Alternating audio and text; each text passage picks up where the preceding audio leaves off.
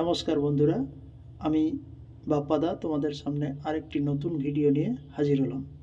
তো ভিডিওটি দেখার আগে তোমাদের কাছে একটি অনুরোধ থাকবে যে আমার চ্যানেলটি সাবস্ক্রাইব করার জন্য, যাতে পরবর্তী ভিডিওগুলো তোমাদের কাছে খুব সহজেই পৌঁছে যায়। তো এখন আজকের যেটা মূল বিষয় সেটা হলো একটি 5 স্টার ক্যাটাগরি হোটেল কি ধরনের সার্ভিস দিয়ে থাকে তাদের গেস্টকে। তো একজন গেস্ট হোটেলে আসে কিছু সার্ভিস পাওয়ার জন্যে। তো প্রত্যেক ক্ষেত্রে প্রত্যেক সার্ভিস সে বিনিময়ে কিন্তু তাদেরকে মানি পে করতে হয়। তো সাধারণভাবে একটি হোটেল হলো বিজনেস সেক্টর। তো সেখানে বিভিন্ন ধরনের সার্ভিস প্রোভাইড করা হয় গেস্টদেরকে। তো কি প্রোভাইড করা হয়, কোন ধরনের সার্ভিস গেস্টদেরকে প্রোভাইড করা হয়, সেগুলো সম্বন্ধে বিস্তারিত আলোচনা করব এই ভিডিওতে।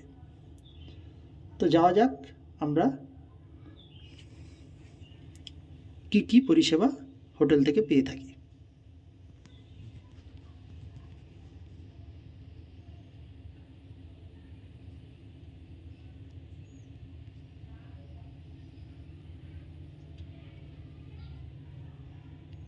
ছবিটার দিকে একটু লক্ষ্য করো। এখানে কি লেখা আছে? Facilities and service offered. অর্থাৎ কি ধরনের ফেসিলিটি বা কি ধরনের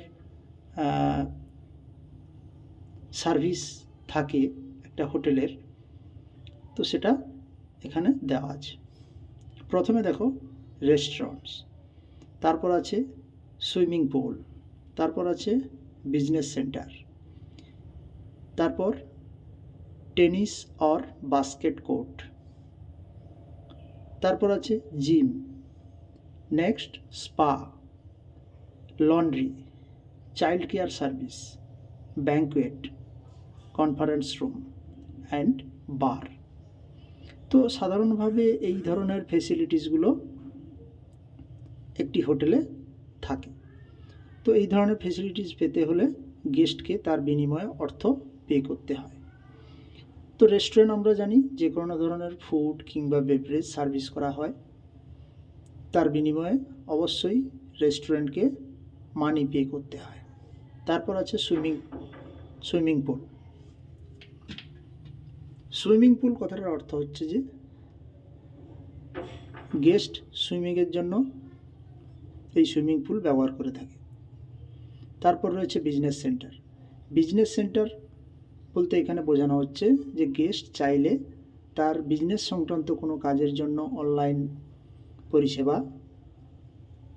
বা কম্পিউটারাইজ কোনো কাজের জন্য একটা সেকশন থাকে যেখান থেকে গেস্টকে ওই সার্ভিসগুলো দেওয়া হয়।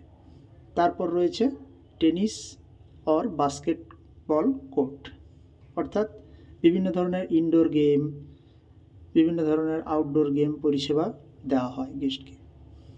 এরপর রয়েছে জিম। জিম মানে আমরা সবাই জানি, তো জিম সেন্টার একটা হোটেলে অবশ্যই থাকতে পারে। এরপর রয়েছে স্পা। স্পা কথাটার অর্থ হচ্ছে যে মাসাজ সেন্টার, অর্থাৎ গেস্ট চাইলে হোটেলে বডি ম্যাসাজও করাতে পারে। এরপর রয়েছে লন্ড্রি। লন্ড্রি মানে আমরা সবাই বুঝতে পারছি যে ইউনিফর্ম পরিষ্কার পরিচ্ছন্ন করার জন্য লন্ড্রি ব্যবহার করা হয়, এই ধরনের পরিষেবাও থাকে।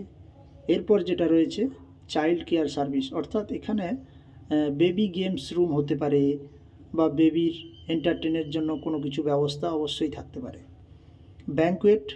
ব্যাঙ্কুয়েট হলো একটি